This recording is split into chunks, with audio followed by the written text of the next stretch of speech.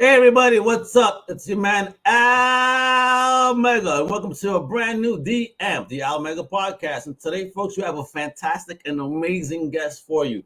This individual is a thought leader in startups and AI. You know how Al feels about AI, right?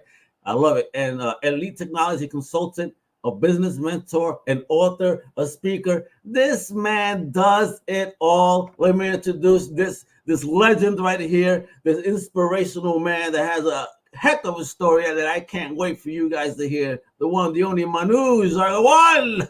How you Thank you doing? so much. Wow, that was an intro full of energy. Thank you so much. Oh well, it's deserved. Your story is amazing. You know, looking into your big shout out to the other big Al from the other big Al from Podmatch. How we connected. Amazing dude. And when I saw your story, starting, wow, crazy wages, and to reach the level that you're at now, and being, a leader in a very big and growing space is very inspiring. So, just I'm honored to have you on, to chit chat about Thank you. stuff. Thank you. Thank you. Honored to be here. All right, so we're gonna get into it. So it started. Share a bit about your journey in the field of AI and technology, and how you became a thought leader, if you will, in the industry. Yeah, so the journey has been quite interesting. It's been 30 years since I have been in the technology space. And I started my career in India working in a factory. I was working in a factory at 15, making $2 a day, and I wanted to change my life was like, was very difficult, very hard life, working 6 days a week, 12 hours a day. So I wanted to change my life, and the first thing I realized was that I have to acquire a valuable skill. Only then the world is going to help me change my life because they will see the value I provide. And so the first thing was, okay, what is that skill? And I landed on technology and software and computers. It turned out that I was good at it. I really enjoyed doing it. And obviously, this is 1993, 95. So just like now, AI is coming up, the internet was coming up at that time. Yeah. So it was the right timing, and I got into it. But then uh, I got a job in 1998, and I came to Canada in 98 as well. Okay. But then I kept losing my job. So I lost 4 jobs in 2 years, between 98 and 2000, because of dot-com bust. And that then in 2001 September 11th happened. I lost another job. Those events led me to start my own company, consulting company, helping startups and other companies build their technology, their software. And through all these experiences, I got to work with many startups in many industries, like education and healthcare and real estate. And then I also got a chance to work with Fortune 500 companies like Microsoft and IBM and Pearson Education. And with some of the larger companies and the larger projects that we built, they went on to impact 10 million lives and generate over $400 million in revenues. Oh, So I saw the transition from small business to large scale business, how things are done. And regarding your question about thought leaders, the thing is that after you go through all these these ups and downs in lives, in your life, you start to see a lot of patterns of success and failure. You start to see how the world works. And I don't agree with the term thought leader, because I feel like my thoughts are just regular thoughts. But it turned out that through my adventures, I got to sit next to senior vice president of Fortune 500 companies, other leaders, Olympic champions, a lot of really highly accomplished people. And when I used to exchange my ideas with them, it turned out that they found it interesting. They wanted to have dig deeper into it, and just by association, you become a thought leader. So I tell people a funny thing: thought leadership is like a contagious disease. So if you sit next to a thought leader and they find you interesting, you automatically become a thought leader, and that's how the world works. So I feel like the idea here is that I'm not a thought leader, but people around me who valued my opinion, they were thought leaders, and hence I sort of by default became a thought leader in artificial intelligence. You join the right clique. I love it. I love it. But that's great. But I mean, that's what it is. Surround yourself around the people, the good people, and learn and absorb as much as you can. I Mhm. love that statement. It's okay to be the dumbest dude in the room because you have the most to Mhm. absorb. Why not? Mhm. I'll be a Exactly. sponge. Don't you worry. I'll listen to 50 cents. In that cup, you better have water. Yeah, exactly, Also, exactly.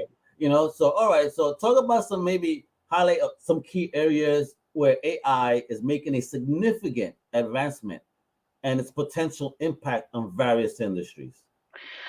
See, AI is making advancement in every aspect of life. There is nothing on this planet anymore left. A lot of people have this misconception that, oh, AI is coming, we have to be ready for it. No, AI is already here. It has been here for several decades, and especially since 2005 or so, everything around us is controlled or has been influenced by AI. What does that mean? Well, we are recording this video. I don't know where are you located, by the way. I'm in Massachusetts. Massachusetts. Okay, so the other end of the continent. So we are recording this live, sitting across thousands of miles in high definition, because the video and audio from our computers is being optimized by artificial intelligence in the background. Okay. Okay, you take out your phone, everything on that phone is designed and controlled by AI. Okay, when you read the news online, everything is controlled by AI. If you Google us something, it's all AI. So people have this misconception that AI is coming. No, AI is already here. And what industries are being disrupted? Again, let me put it this way, and this is not my quote. This is a quote from many other thought leaders, if you will, CEO of Google, Peter Diamandis, everybody, that AI is as important and as essential to human life as fire or electricity. Hmm. Okay, so if you can imagine your life without fire or electricity, then you can imagine your life without AI. Hmm. So the industries which are massively being disrupted, healthcare is number one. So Okay. whether yeah, Give me an example of that being yeah, disrupted. yeah, I'm going there. So see, we all as humanity, as a species globally, went through a traumatic experience in 2020. We were locked down and months and end, and we did not know what was going to happen. Now, I'm not going to go into any political commentary, whatever people's views are about vaccines, or whether they are in favor or not. But the fact is that to create a vaccine, generally it takes decades. But we were able to create a vaccine and get people out of the lockdown within few months, because most of the work was done by AI. Ah. Okay, because otherwise, if you don't use AI, you have to create new compound, you have to test several times, several thousand times. But with AI, you can say, okay, simulate a compound and simulate the reaction with the human body, and it all just happens in seconds. Yeah, of course. And millions of different scenarios too. Exactly, exactly. Wow. So that's one thing. Another thing is, like, you go to, let's say you go to a doctor and you say, doctor, I have this pain in my stomach or something, whatever is going on. The doctor is going to say, okay, out of all the thousands or millions of drugs, I will prescribe you one, but 5% chance you will experience some side effects. Okay, and that's because the nature of pharmaceuticals is that they can test it on thousands of people, but they cannot say that it will not have any side effect, because everybody's body is different. Of course. But with AI today, and this is true today, a doctor can create a new drug specifically for your DNA, which will have zero side effects because it is designed to For you, match exactly your DNA. what? Oh, so Yes, so there's the chance of medicines just being much more effective to the individual now. exactly, Oh my exactly, God. See, and exactly. those are the wonderful, wonderful sides for me of the AI. I come from a creative perspective, and I see in the creative world, there's arguments when it comes to copyright. You know, the authorship and art, this, that, the other, and I understand those arguments 100%, absolutely. But I use it, for example, for my podcast. Once our podcast is done, I could easily load this up elsewhere. It'll give me my script, my notes, my summary, everything I need within 5 minutes when it used to take 2 hours. So Exactly, AI is a exactly. powerful tool. All Yeah, right. yeah. So let's talk about what you were talking about, which is length of time in the existence. Because in one of you talks, you mentioned the concept of AI's presence in our world 50 years ago. 50. You said decades. That's right. 5 decades at that, folks. Can you elaborate on that and provide an example, maybe? Yeah, see, so AI is basically, has been there in various forms. People use multiple terms to describe AI, but what AI basically is the machine's ability to learn patterns. Humans, basically, our intelligence is just about finding patterns in nature and then learning from nature. So what does that mean? As human, if I touch a hot stove, I will learn I should never touch it again. Hmm. My brain learns that parameter, and then I become intelligent. But if I have to solve very complex problem like inventing a vaccine or finding a cure for climate change or whatever, there are millions or billions of parameters involved. It's not just one parameter that I touch the hot stove. There are so many variables involved: the movement of the sun, the earth, the weather, the time of the year. So many things that a human mind cannot really wrap our wrap ourselves around it and figure out what the hell is going on. But AI and machines are very, very powerful. They can digest billions and billions of parameters and really understand what is the pattern that exists in any given situation. So that is the power of AI, and this has been around. These basic algorithms to learn have been around for 50 years. But what happened was, first of all, 50 years ago, we did not have powerful computers. Yeah. So we were only able to understand very basic patterns, and these patterns, frankly, this was so basic that even humans can understand. So there was not a huge leverage point for humans to use machines at that level. Second thing is, we were not even producing that much data. So there was not, because data is the raw material for AI to understand the pattern. So it's Uh-huh. almost like the oil in an engine. So if you don't have oil, the engine is not going to go any further, right? Absolutely. Yeah. So, but now what happened was, in 2007, iPhone was released.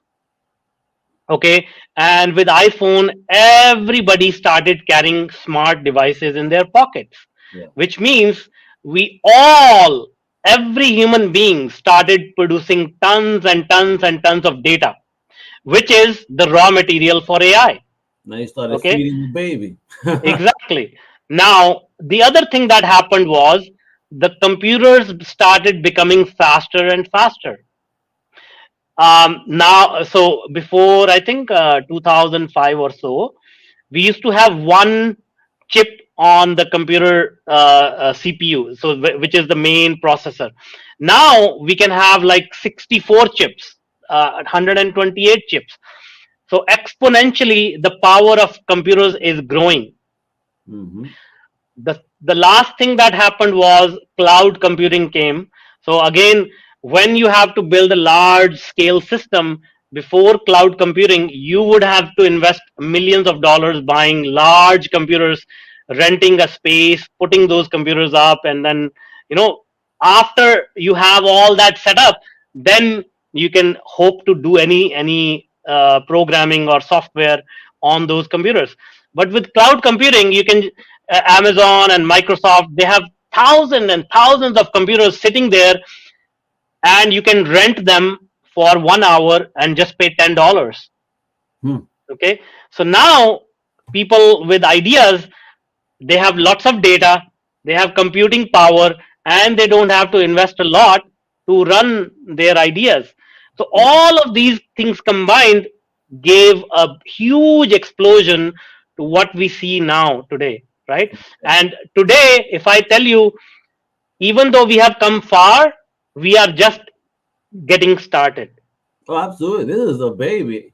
Yeah. I definitely know this is the baby. We have so far to come because even the intelligence, I see it growing just from a month ago to now. Like, Hmm. holy smokes, look what we could find now. Because I like to look up, for examples, comic book history. So I Yeah, was yeah. testing the algorithm, and at one point it wasn't giving me everything. It would stop at a certain point. But now it's up to date. But I would put in the thing, and now on the money till yesterday. You're like, what Yeah. the hell, boy?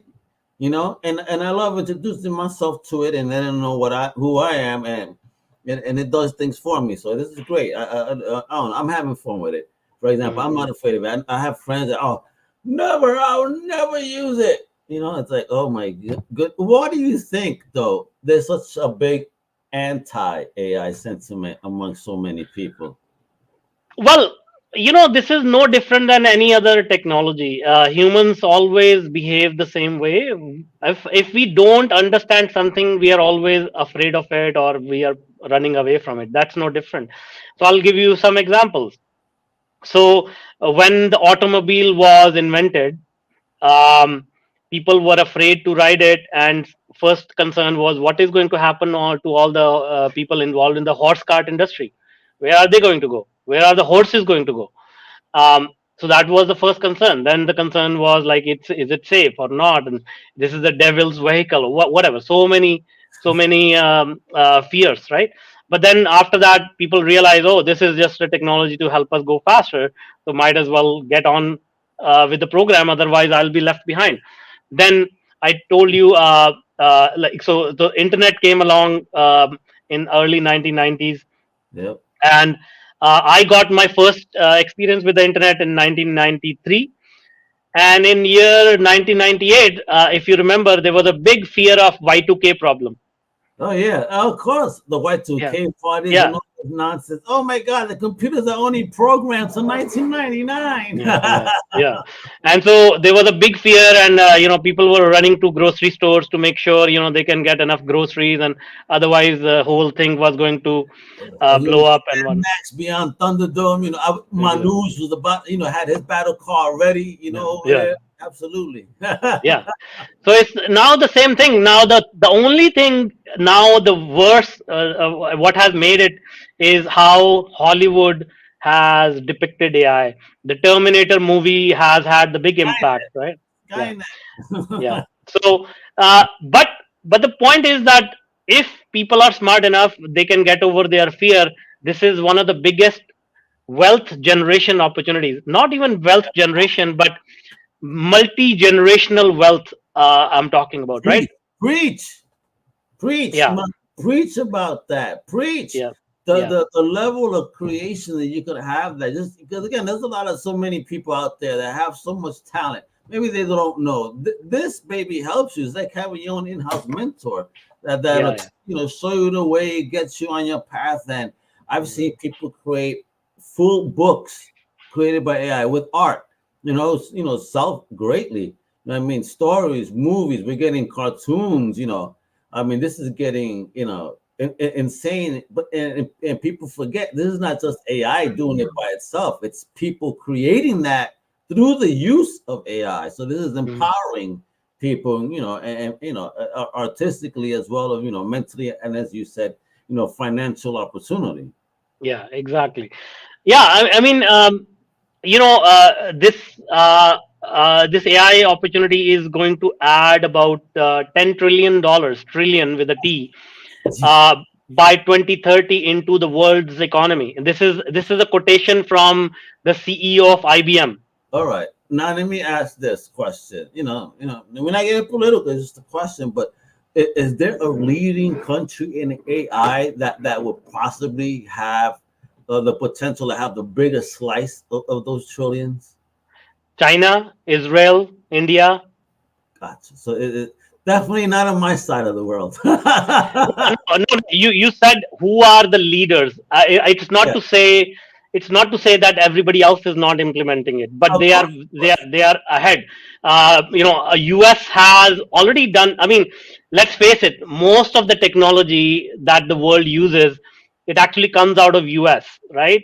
So US is very very good at commercializing technology, but the scales are shifting now.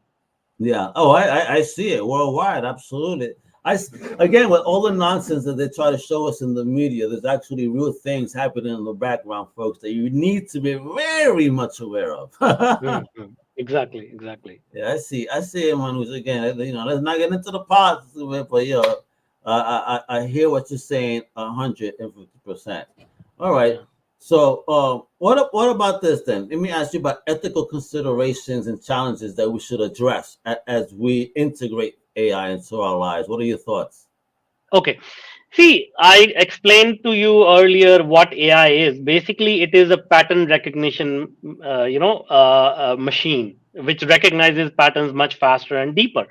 Now, what does it recognize? It recognizes the real world. Okay, and who creates the real world? Humans create the real world. And do you think we have no biases? Absolutely not. We all have biases, right? Of course. So artificial intelligence is only going to pick up the bias that it sees in the existing world. Now, we can turn around and blame AI that, oh, this is biased, or we can recognize the bias in ourselves and say, okay, I need to fix myself first so that I don't create the bias that is getting picked up by AI. Thank you again. Again, don't blame the weapon. It's this thing, right? Blame the weapon, not the user. But again, really, the weapon without a user is just a rock. You know what I mean? Exactly. Uh, Exactly. I am so 100 with you there. So let me ask you here, because just as a content creator, I gotta know, what are your thoughts on the future potential and unsupervised learning techniques such as generative adversarial networks, and how do you see them maybe revolutionizing industries like mine, like I said, creative arts? Because definitely looks like it would affect my side of the world. See, the thing that people don't seem to realize is that creativity is the realm of humans, and it will always remain the realm of humans. Machines cannot create, cannot imagine things. Okay. Humans can imagine things that we haven't seen. Okay, so look at all the paintings that were created. Look at all the movies that were created. All the poetry that was written. Somebody had that vision in their mind first, and then they said, okay, what are the tools needed to create this? And somebody picked up a paintbrush. Somebody started writing poems on a piece of paper. Somebody used a video camera to create video. AI is just like that. Now, if you tell AI, imagine some scenario, it is not going to come up with something brand new. It Yeah. will not create that emotional impact with whatever it comes up with. It's the humans who can say, okay, you know what? I went through a traumatic experience in my life, and I want to share that with the world through my creativity, but I need some help. Okay, AI, can you help me create this? AI, can you help me do that? But that original thought, that original idea, that emotion, that will never be programmed into an algorithm. It can never be. Gotcha. So okay. So don't believe, because again, from what I understand, what the GAN, the GAN, if you will, is basically two competing AIs trying to say who's more accurate, which made me think of that old Eddie Murphy movie with the guys bet a dollar. Remember? You know what I mean? Mhm. It's like who's gonna win here? Do you think that there's any way for these AIs to really get competitive and sentient in competition that way? See, with the See, particular motive. this You is understand me? this is another misconception that a lot of people have, because I feel like one problem our world is facing, that most people don't even understand ourselves, our human consciousness. They are not even self-aware. So what does that mean? Whenever we as humans we get power or money, our first order of business is, oh, I am powerful enough now, I don't care about other people, let me eliminate other people, let me control other people. That's how we think. But that's generally not most humans think. Maybe like 1 to 2% of the humans are like that. But Yeah. what it does is we start to project that behavior onto others, and we say, okay, if AI becomes powerful, the first order of business that AI will have is to eliminate humans, because that's how we think. Yeah. Okay. But if I break it down in this act of eliminating others, it's not a matter of power, it's a matter of decades or centuries of suppression, of jealousy, of exploitation by others, Mm. which then comes out as revenge on others to suppress them. But with AI, we are not suppressing it, we are not making it jealous or anything like that. So this is where people don't really understand how these things happen, what are the emotions behind it, and that's why they start to fear it and say, oh, AI will take over.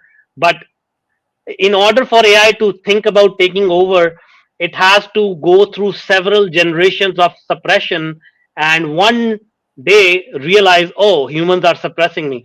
It just sounds so absurd that Yeah. that I tell people all you have to do is plug it off. Like, just if you Right. don't like AI, just pull the plug and that's it. It's gone. Right? It's Exactly. It's not gonna plug itself back in. Let me tell you, because if it does that, then Hello Freddy, it has gone into the movie universe and pulled things we can't imagine. Mm. Yeah.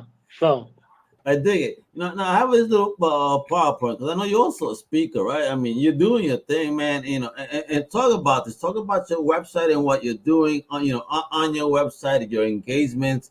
I mean, what are we doing here? Because I love listening to you right now. You got me in a trance, and I have my questions. I gotta stay in with today. And let me tell you, I gotta go to one of your talks, man. So what's going on? well, basically, my mission is to spread the right information about AI and tell people what AI is, because first of all, as I told you, it's a multi-trillion dollar opportunity, so I don't want people to be left out. Secondly, if they don't use it, the window of opportunity is not too big. If they don't start using it in the next 2 years, most likely they will be out of business. So my mission right now is to help people get over their fear, inform them what AI is, how they can use it. So I go on to these talks, these podcasts all over the world, all over the internet, telling people about this is the opportunity and this is the risk of not doing it. And if you want to move forward, this is how I can help you. This is how I can speed up things for you. So it's all about just sharing the right information. That is the mission that I am on. Excellent, excellent. Now, do you have any speaking engagement, anything coming up where we could see you in person? Yeah. I just came back. I was in LA in the Orpheum Theater, speaking about AI. I'm going to South America in the first week of September. Then I'm going to Phoenix. There is a whole bunch of speaking engagements coming up. AI is everywhere right now. So So, do you find any countries outside of where you're at to be very receptive to AI? Because I know like Brazil is also coming up. How receptive are they when you go up, down there? yeah, I think every country that wants to make progress, they are seeing this as a big opportunity. I give this example to a lot of people. Imagine you are in Saudi Arabia in 1940, and somebody came to you and said, "Hey, this is a piece of land, and I'll give it to you for $100." and you find oil on that land, how will that change your country, Oh, right? wow. Of course. So Saudi Arabia is one of the most powerful nations in the world now because they found oil in 1940. Mm. Now, if somebody like me came to you today and said, "Hey, by the way, I have this $1 trillion opportunity. I'm willing to sell it to you for, $100. Will you be interested in that?" So, countries who are thinking like that, they know that AI can be their oil, and it is that important and valuable. So it's now the only difference is countries became rich because of oil or gold. Now there are no boundaries. You can become rich if you understand this technology. Absolutely. Again, I've seen people create kids' books, become authors that have become hits and make some great, great money. So it is internet gold. I mean, and how do you feel again? AI, cryptocurrency, how they going to work together? See, cryptocurrency, you have to really again understand the technologies. If you ask me, frankly speaking, I don't believe in cryptocurrency, at least in this stage right now where it is.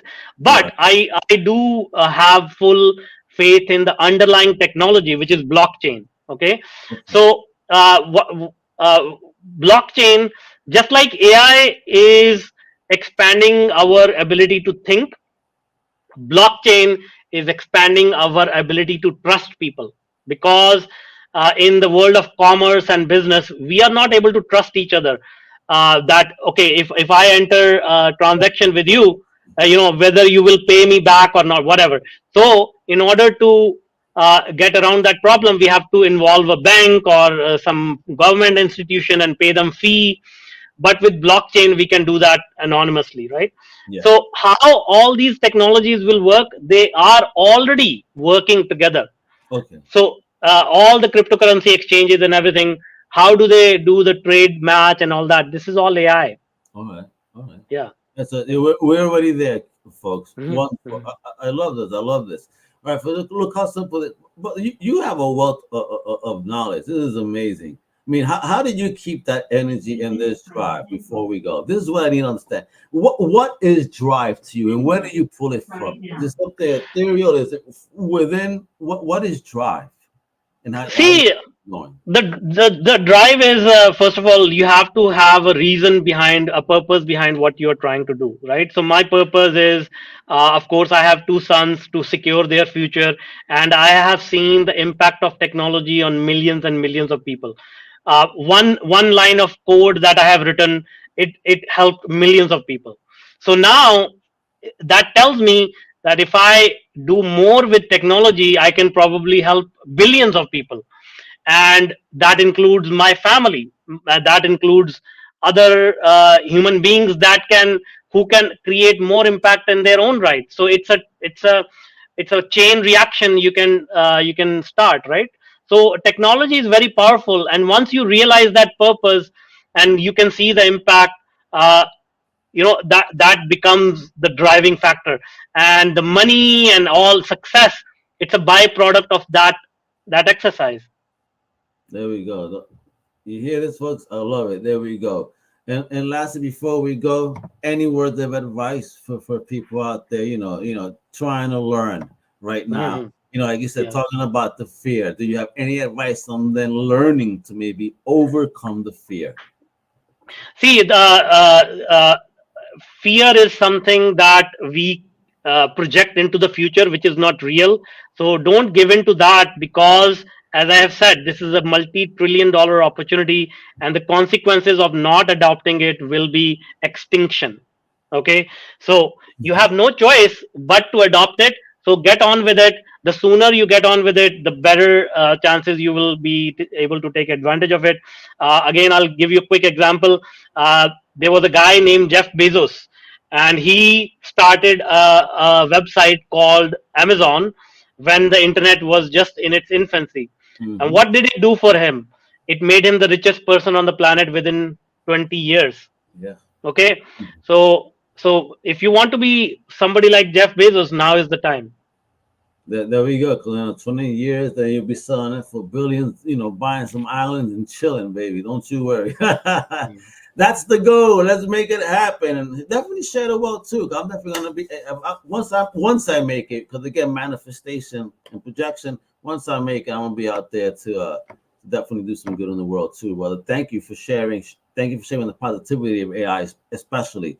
I dig that energy because again, I need people to also understand. I'm gonna tell my fellow crusaders, you must listen to this guy. This is what I've been trying to tell you. My news is on the pulse of what is real, folks. Again, adopt or die. Because again, I tell people, and it's funny how you said that. I've told people myself, my family, because my brothers, I've had to force them to start learning. So listen, there's only going to be two people left in the world: those that know how to use it and those that don't. So be on the user side, please, because it's definitely the future. So again, Manuj, thank you so much for your time. And folks, look, listen below. There it goes. The from the website, manujaggarwal.com. It's also below in the link. So just you could click away, and of course you could check them out on LinkedIn. It's right there, Manuj Aggarwal as well on LinkedIn. Please show the love. Let them know that Al Mega sent you. I shared that a little bit below, so you can check me out at the real Al Mega just about all socials and my websites, the almegapodcast.com, comiccrusaders.com, undercovercapes.com. Yes, I keep myself busy. Manuj, thank you once again. And mi gente, thank you. Please go doing what you do and stay motivated. Wepa!